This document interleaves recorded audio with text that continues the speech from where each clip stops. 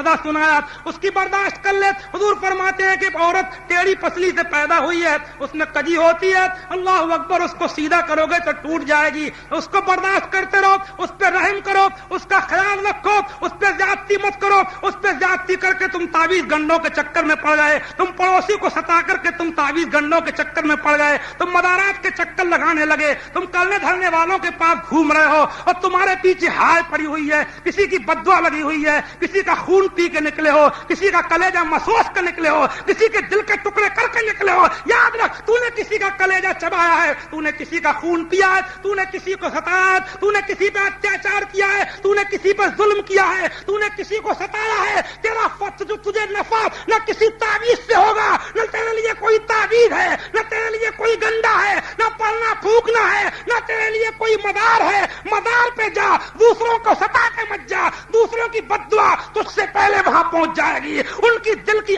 آہوں کا دھواں تجھ سے پہلے اجمیر شریف پہنچ جائے گا. کرنے دھرنے والے بھی آج کل ایسے ایسے چل رہے ہیں, سمجھے؟ کیا بتاؤں, بس تقریر بڑھ رہی ہے تھوڑی سی. گھر میں گھسیں گے, کسی نے کہا سر میں درد ہے, بیماری بہت ہے, بہت بیماری ہے, کبھی کوئی بیمار کبھی کوئی بیمار. اور مولانا نے سنا, ملا جی نے کہا اچھی لگی, اب مزہ آیا. بات بات کو کہہ رہا ہوں, دھندا بن گیا. گھر میں گھسے, ادھر سونگا ادھر سونگا, سونگ سونگ کے بتایا تیرے گھر میں بہت بڑا جن ہے.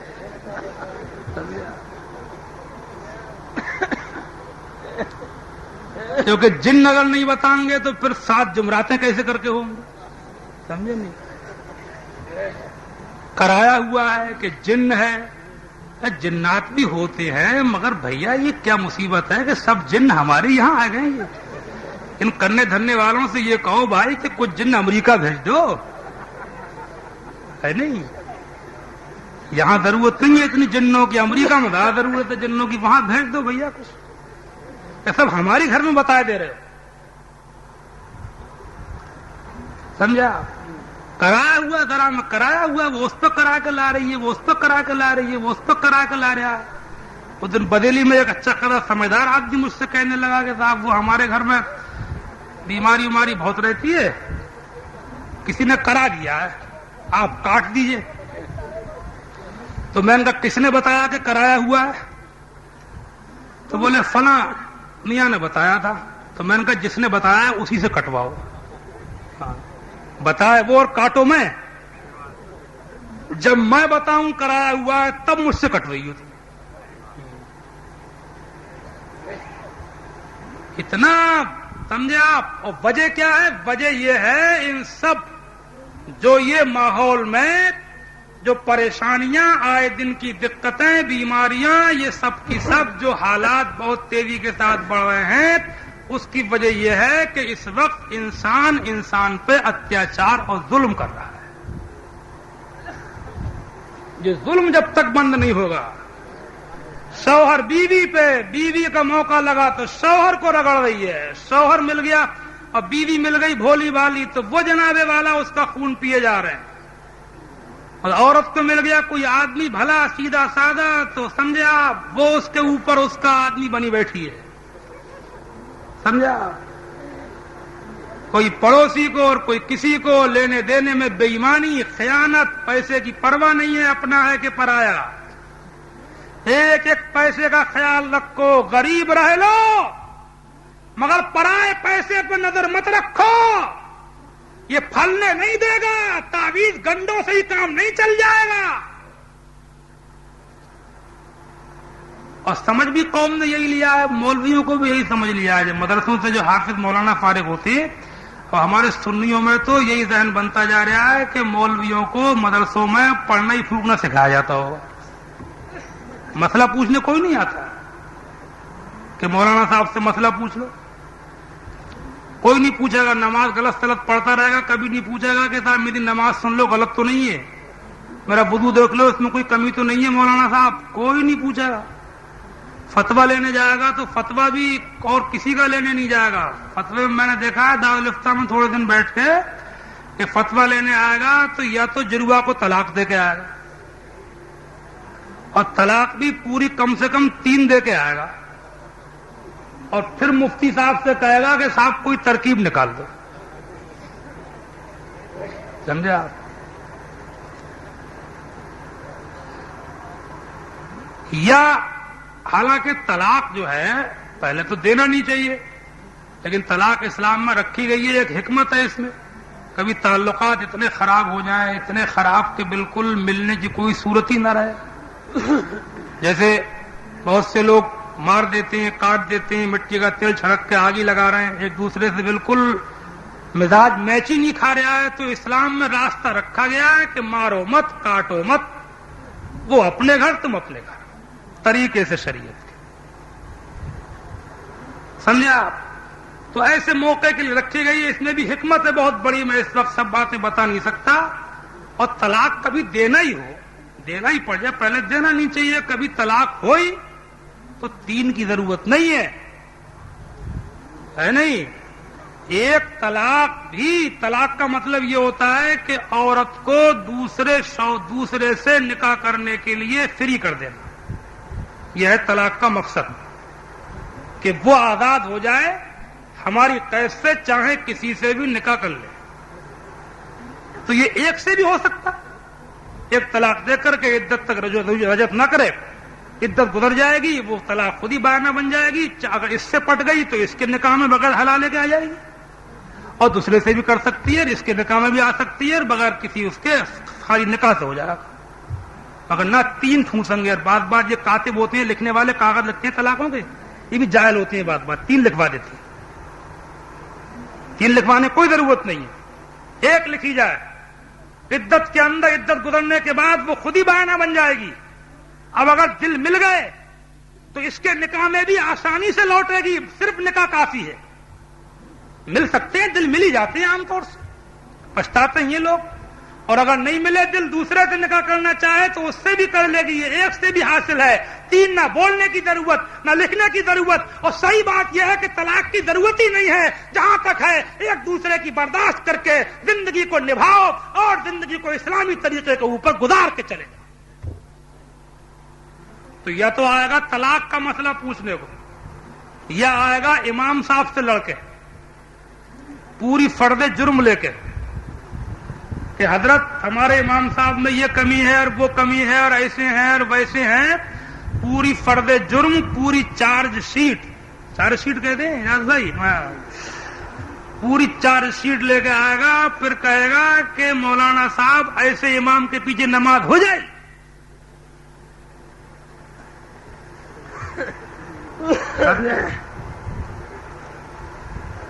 ایک صاحب آئے میرے پاس، ایک گاؤں کے، ایسے ہی امام صاحب کا پورا کچا چٹا سناتے رہے. پھر بولے صاحب ایسے کے پیچھے نماز ہو جائے گی. میں نے کہا تم پڑھ رہے ہو کہ تم نے چھوڑ دی؟ بولے میں نے تو صاحب کئی دن سے چھوڑ دیے. میں نے کہا جب چھوڑ دیے تو پوچھنے کیوں آئے؟ پھر چھوڑ کے آیا پوچھنے. جب پارٹی بندی کرا دی، جب گاؤں میں ٹکڑے کروا دیے، جب زور آزمائی کر لی، جب نہیں نکال سکا تو اب مفتی صاحب کا سہارا لینے آیا ہے. چھوڑنے سے پہلے آتا، سمجھانے بجھانے کا موقع ہوتا. اب پارٹی بندی کرانے کے بعد ہمارے پاس آیا ہے کہ اب ایسے کے پیچھے نماز ہوگی کہ نہیں ہوگی. اس میں کوئی شک نہیں ہے کہ زمانہ بدلنے کے ساتھ کچھ امام مولویوں کے بھی پہلے جیسے مولوی تو ہم لوگ نہیں ہیں. ہم اپنے کو کہہ رہے ہیں، وہ بات ہی نہیں ہے. مگر ایسی بات بھی نہیں ہے. اسلام زندہ ہے، یعنی مولویوں سے زندہ ہے. دین کے لیے اڑتے لڑتے مرتے بولتے چالتے گھر سے نکلتے. یہی مولوی تو ہیں، یہی مدرسوں کے طالب علم ہیں، یہی مولویوں کے ماحول کے بیٹھنے اٹھنے والے مسلمان ہیں کہ بھرے پلیٹ فارم پہ اکیلا کرتے پاجامہ ٹوپی اور داڑھی والا اکیلا کھڑا ہو تو اکیلے کو دیکھ کر کے 1400 سال کی یاد تازہ ہو جاتی ہے. اکیلا طالب علم اگر پلیٹ فارم پہ کھڑا ہے، ٹرین کی بوگی میں بیٹھا ہے، اکیلا مولوی مدرسے کا طالب علم، حافظ و قاری و امام یا اس کی صحبت میں بیٹھنے والے، یہ داڑھی کرتے پاجامے ٹوپی والے اگر اکیلے یہ بس اسٹینڈ پہ ہیں، بس میں ہیں، ٹرین میں ہیں، ایئرپورٹ میں ہیں، ہوائی جہاز میں ہے، پلین میں ہے، یہ کہیں پر بھی ہیں، اکیلا اپنی چہرے ٹوپی اور داڑھی سے اعلان کرتا ہے کہ مسلمانوں نہ گھبراؤ، خدا کی شان باقی ہے، ابھی اسلام زندہ ہے، ابھی قرآن باقی ہے۔ مخالف کیا سمجھتے ہیں؟ جو اپنے دل میں ہنستے ہیں، ابھی تو کربلا کا آخری میدان باقی ہے۔ مولوی ہیں یہ جنہیں دیکھ کے 1400 سال کی یاد آ رہی ہے، ورنہ اس وقت دنیا تو اپنے شوقوں میں لگی ہے۔ کسے پڑھیے دین کہاں ہے میاں، کون سوچ رہا ہے دین کو؟ ہمت چاہیے اس زمانے میں۔ میں سمجھتا ہوں آج کل کے دور میں جو داڑھی لگا کے نکل لیا ہے وہ مجاہد ہے۔ دنیا رنگ گئی، دنیا بدل گئی، شوقوں میں لگ گئی، ارمانوں میں لگ گئی، فیشن میں لگ گئی۔ یہ داڑھی چہرے پہ سجا کے گھسا ہوا ہے بھیڑ میں، بازار میں۔ جہاد ہے، سر پہ ٹوپی لگا کے نکل رہا ہے، مجاہد ہے۔ نماز پڑھ رہا ہے، بس اسٹینڈ پہ وضو کر کے پلیٹ فارم پہ جہاد کر رہا ہے۔ دنیا دیکھ رہی ہے، محمد مصطفیٰ کی یادگار تازہ ہو رہی ہے۔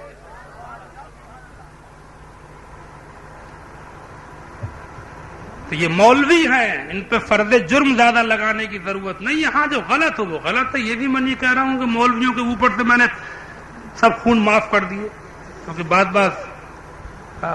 مولوی بڑے بڑے خطرناک ہیں، ایسی بات بھی نہیں ہے۔ وہ بھی مولوی ہیں، وہ کنے دھنے میں جو لگ گئے، صرف کرنا دھنا ویسے کوئی ناجائز چیز نہیں ہے۔ اگر قانون شرع سے ہو، احادیث معصورہ سے ہو، آیات قرآنیہ سے پھونکنا ہو تو کوئی غلط چیز نہیں ہے۔ اس سے میرا مطلب یہ تھا کہ یہ زیادتی کے ہر معاملے میں وہم پرستی کے، سر میں درد ہو گیا تو بھوت، اور بیماری ہو گئی تو بھوت۔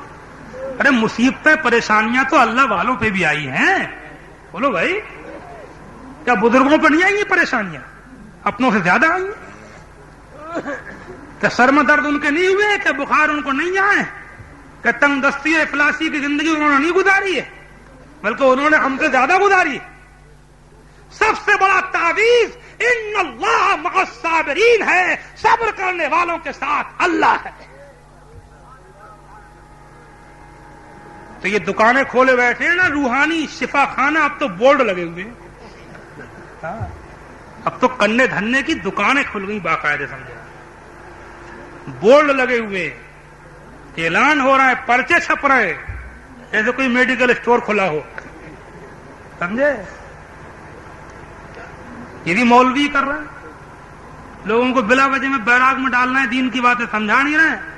تقریر کرنے کھڑے ہوں گے تو یہ مار دم مار، اٹھک پٹک، لات پہ گھونسا، گھونسے پہ لات، کرسی توڑ، اسٹیج پھوڑ، نہ کچھ پلے پڑے نہ سمجھ میں آوے، بس جم جائے، جمانے کی پڑی ہوئی ہے۔ ابے تو اللہ کے دین کی بات کر، اللہ تعالیٰ تجھے خود ہی جما دے گا۔ سمجھاؤ، دھیرے دھیرے بول، سنجیدگی سے بات کر، کوئی سنے نہ سنے، مزاج میں استغنا پیدا کر، اللہ سن رہا ہے، انشاءاللہ اللہ کی مخلوق بھی سنے گی۔ مگر نہ آتے ہی جوش، سمجھے، ہاتھ پھینک، کرسی توڑ، اسٹیج پھوڑ، سمجھے، آپ پیلم پیل۔ تقریر، وعظ و نصیحت سمجھا کر کے سنجیدگی سے عالموں کو ہی کرنا چاہیے۔ آج بہت سے جاہل بھی بول رہے ہیں، سمجھے آپ، بے پڑھے نہ کچھ جانے نہ پوچھیں، نہ آوے نہ جاوے، اسٹیجوں کے اوپر انہیں بڑے بڑے مقدر و علامہ بنا کے پیش کر دیا جاتا ہے، سمجھے آپ۔ عالموں کا ہی حق ہے تقریر کرنا، اور عالموں کی سننا چاہیے، اور عالموں کو بھی تقریر، وعظ و نصیحت دل سے، خلوص سے اللہ اور رسول کے لیے کرنا چاہیے۔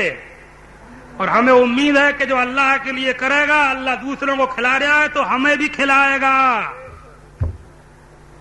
اللہ پہ بھروسہ تو کر، بھروسہ نوٹوں پہ مت کر، اللہ پہ کر۔ اللہ تعالیٰ تجھے پریشان نہیں رکھے گا، خدا تعالیٰ خزانے کھول دے گا، لوگوں کے دلوں میں تیری محبت پیدا کر دے گا، سمجھا آپ۔ تو یہ سب مولوی کیا پوچھو، باز تو جب تک امامت کر رہے ہیں تو نماز پڑھ رہے ہیں، امامت گئی تو نماز بھی گئی، یہ مولویت ہوئی، یہ ڈھول کا پول ہو گیا۔ نماز اسلام کی شان ہے، نماز اسلام کی پہچان ہے، نماز ایمان کا نشان ہے۔ جس کو نماز کا شوق نہیں ملا، اس کو ایمان کا شوق نہیں ملا، اس کو نماز کا ذوق نہیں ملا، اس کو اسلام کا ذوق نہیں ملا، اس کو نماز کا مزہ نہیں ملا، اس کو ایمان کا مزہ نہیں ملا۔ ایک ٹائم کی نماز بھی جان بوجھ کے چھوڑ دے، مولانا، مولوی، علامہ اور پیر مغا اور فقیر و درویش اور سجادہ نشین اور فلاں حضرت جی اور فلاں بڑے حضرت کے چھوٹے حضرت سب بعد میں ہے، سب بعد میں ہے، سب عہدے اسلام میں بعد میں ہے، ساری پوسٹ اسلام میں بعد میں ہے، سارے مرتبے اسلام میں بعد میں ہے۔ یہ صدر کے سیکریٹری، یہ جناب والا، یہ ممبر کے یہ فلاں کے وہ فلاں، یہ مولوی کے یہ علامہ کے صدر مدرس، یہ شیخ الحدیث کے نائب شیخ الحدیث، یہ پیر کے فقیر کے درویش، یہ سجادہ نشین کے حضرت جی، یہ سب بعد میں ہے، یہ سب بعد میں بن لینا۔ پہلے پانچوں ٹائم کی نماز کی پابندی کر کے ارے میاں پکا سچے مسلمان تو بن لے، عہدے بعد میں لے لیجئے، پہلے نماز پڑھ کے مسلمان تو بن کے دکھا دے۔ علامہ بنے پھر رہا ہے، پیر بنا پھر رہا ہے، سجادہ نشین بنا پھر رہا ہے، پہلے صحیح مانا ہے مسلمان تو بن۔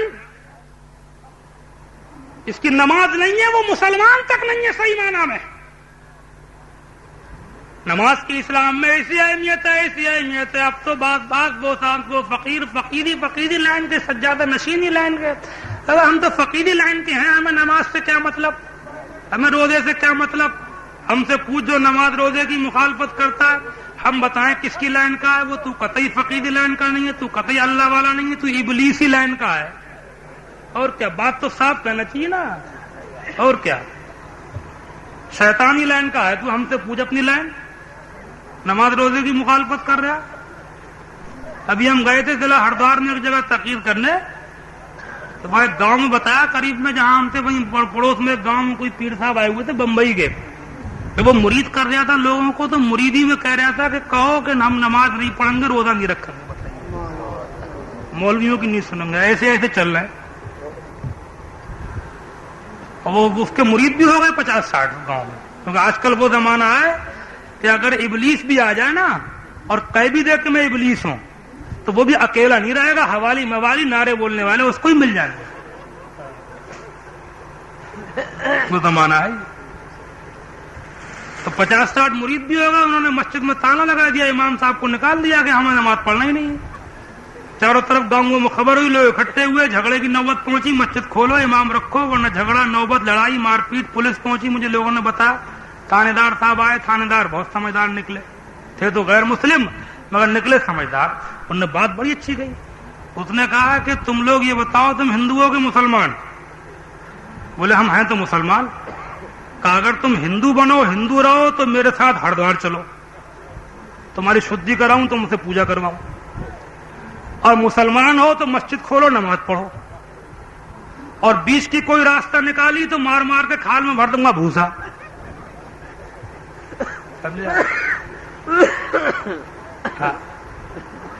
وہ سمجھ گئے کہ خرافات کس نے پیدا کی، وہ پہنچ گئے اس بات کو۔ خیر وہ دبا میرا مطلب ایسے ایسے پھر رہے ہیں۔ نماز کی اسلام میں اتنی اہمیت ہے میرے پیارے ایمانی بھائیوں، آپ دیکھیں پرانے بزرگوں کے آستانے خانقاہیں جہاں جہاں آپ کو ملیں گی، یہ فقیر درویشوں کی شان دیکھو۔ اجمیر شریف کو جاؤ، وہاں مزار ہے تو مسجد بھی ہے۔ خواجہ قطب الدین بختیار کاکی کے آستانے پر مہدولی شریف میں جاؤ، مزار ہے تو وہاں مسجد بھی ہے۔ آپ جا کر کے دیکھیں حضرت خواجہ شیخ علاؤالدین صابر کلیری کے آستانے پر مزار ہے تو وہاں مسجد بھی ہے۔ حضرت شیخ صوفی حمید الدین ناگوری کے یہاں پر مزار ہے تو وہاں مسجد بھی ہے۔ حضرت شیخ مخدوم اشرف سمنانی کے یہاں پر کچوچے میں مزار ہے تو وہاں مسجد بھی ہے۔ محبوب الہی حضرت نظام الدین اولیاء کے آستانے پر جا کر کے دیکھو مزار ہے تو وہاں مسجد بھی ہے۔ پاک پٹن میں جا کر کے دیکھو با فرید الدین گنج شکر کے آستانے پر مزار ہے تو وہاں پر مسجد بھی ہے۔ حضرت ابو علی شاہ قلندر کے آستانے پر دیکھو پانی پت میں جا کر کے وہاں مزار ہے تو وہاں مسجد بھی ہے۔ حضرت شیخ شرف الدین یحییٰ منیری کے آستانے پر بہار میں دیکھو مزار ہے تو مسجد بھی ہے۔ رامپور میں حافظ جمال اللہ شاہ صاحب کے آستانے پر دیکھو مزار ہے تو مسجد بھی ہے۔ حضرت شاہ درگاہی میاں کے آستانے پر دیکھو مزار ہے تو مسجد بھی ہے۔ ملہرہ شریف میں حضرت سیدنا شاہ برکت اللہ کے آستانے پر دیکھو مزار ہے تو مسجد بھی ہے۔ اور پرانی خانقاہ میں میاں عبد الجلیل درگرانی کے آستانے پر دیکھو مزار ہے تو مسجد بھی ہے۔ بریلی میں आला हजरत के यहाँ पर देखो मदार है तो मस्जिद भी है, पीलीभीत में शाहजी मियाँ के देखो मदार है तो वहाँ मस्जिद भी है। इससे जाहिर होता है कि ये खुदा वाले जहाँ भी डेरा डालते थे, जहाँ भी धूनी नमाते थे, जहाँ भी बिस्तर लगाते थे, जहाँ भी बोरियां बिछाते थे, जहाँ भी क्याम करते थे, जहाँ भी पड़ाव करते थे, ये खुदा का घर बनाते थे, मस्जिद बनाते थे। इन्होंने खुदा का घर बना करके उसको नमाजों से आबाद किया।